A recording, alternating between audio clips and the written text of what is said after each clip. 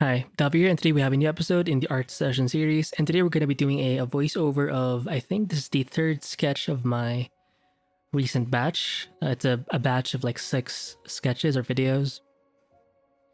So in this case, I think for this specific one, I focused more on the grayscale, meaning there's no color. It's all just black, white, and gray. So as you can see, I'm kind of starting with the same thing I tend to default to. It's like an Evangelion looking head. It kind of reminds me of one of the creatures from the film Underwater, I believe. Bella from Twilight starred in that movie. I do think it's Underwater. I do like the film. Some people didn't like it for some reason. I don't understand why, but it looked pretty cool. It was a very tense, exciting film, and I did love or like the creature designs.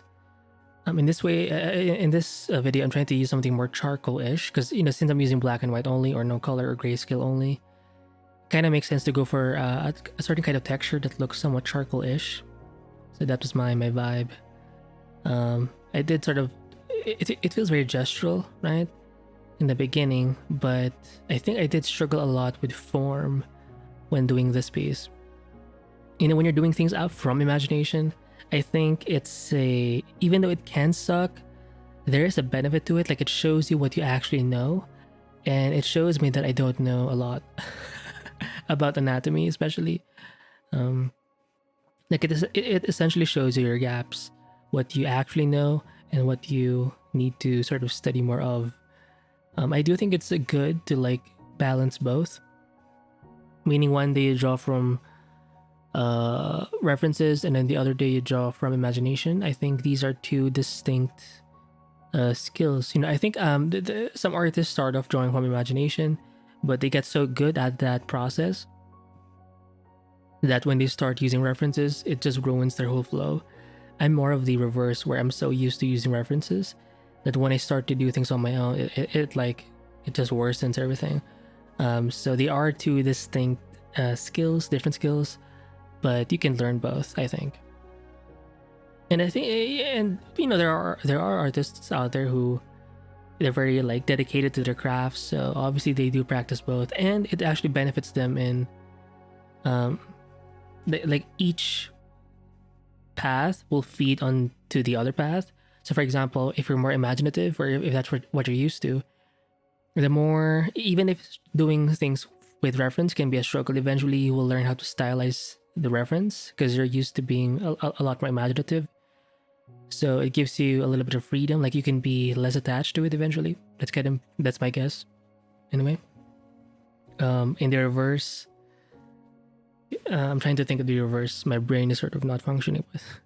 The reverse would be like you're so used to references that, meaning you're very accurate.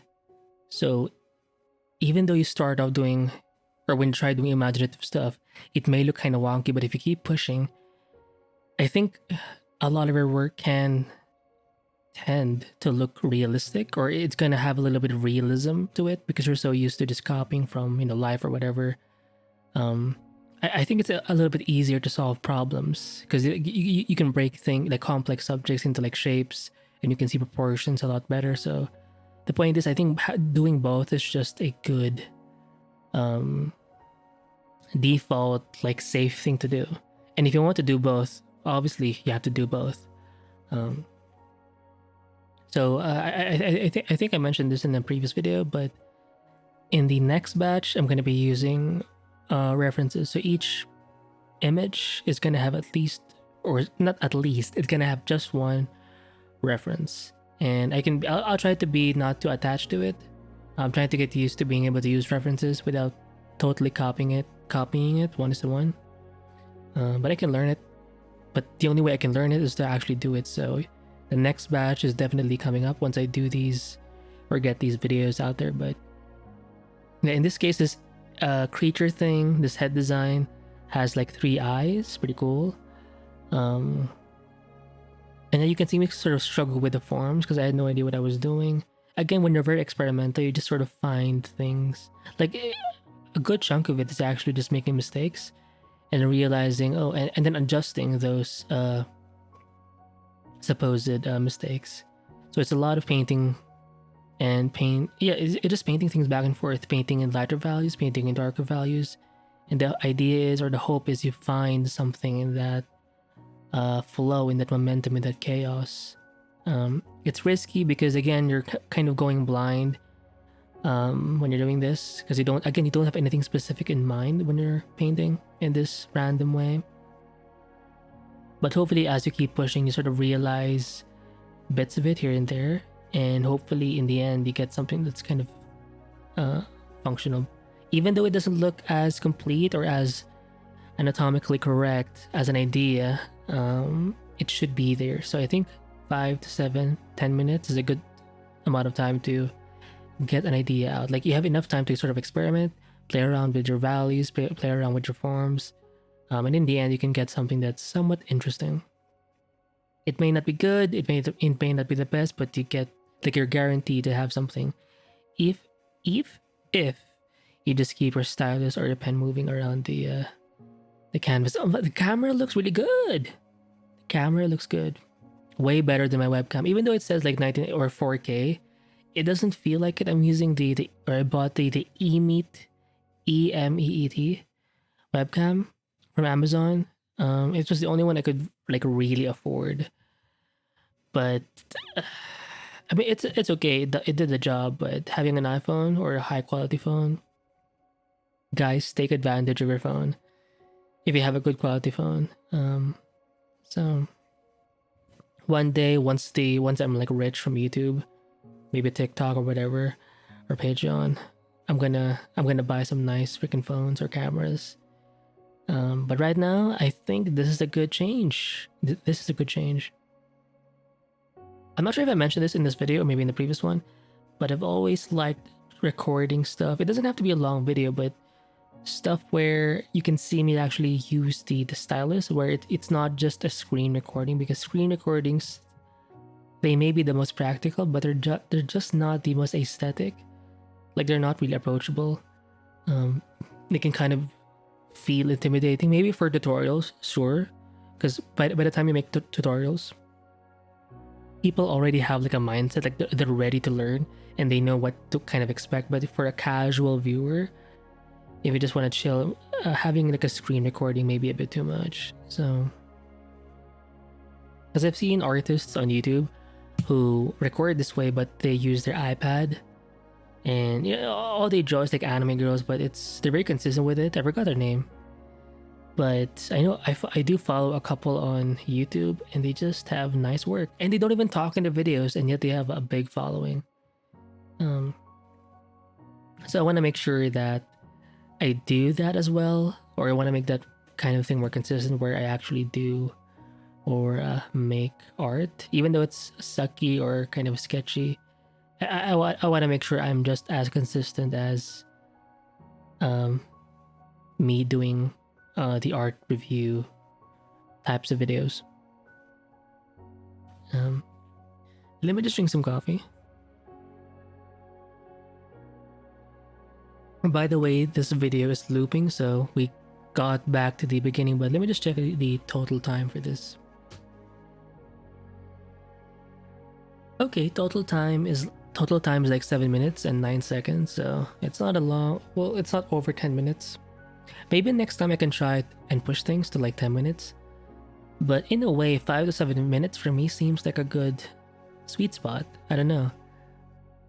But I think I'll max out to like 10 minutes, because I don't want my phone to be I don't want to stress my phone that much. That's the point. Oh, by the way, when you do record from your like iPhone, I've noticed this. It's like, yeah, it's 1920 by 1080, but the bitrate is kind of high, like 15,000. So the files tend to be large, and when I try to upload that or upload the videos on like Dropbox, it takes a while to do it. So I'm kind of incentivized and encouraged to not make super long videos because of that. But yeah, pretty cool.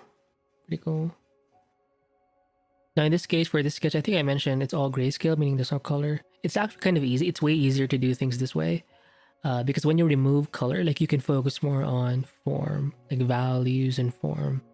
And besides, color is something you can change very easily anyway. Like you can just make a new group full of layers, different layers, and different like layering modes or layering effects, whatever. And then you can play with your coloring that way. And you can even make multiple versions. But it's not gonna work if you don't have your values in check. And the best way to do values is to work on your piece in a monochrome kind of way, meaning no hue. It's just like grayscale. And yeah, so I think I'm gonna end the review. I talked about this perhaps in the first episode, but out of these like 6 videos of this batch, this one was one of the ones that it just didn't move me as much. And I believe the previous video is kind of the same. Not to be a Debbie Downer, but I gotta be honest, like not all. It's good to show these things because it's realistic. Like not everything you make, even when it comes to like these quick sketches or paintings, it's not gonna excite you specifically. Maybe it can excite other people, but as the artist, you may not like it all the time, and you have to be aware of that and just accept it. Like it's part of doing a number of things. If you're focusing a little bit on quantity, meaning you're focused on doing a number of pieces, expect some of those pieces to not be of value or to not excite you essentially as much.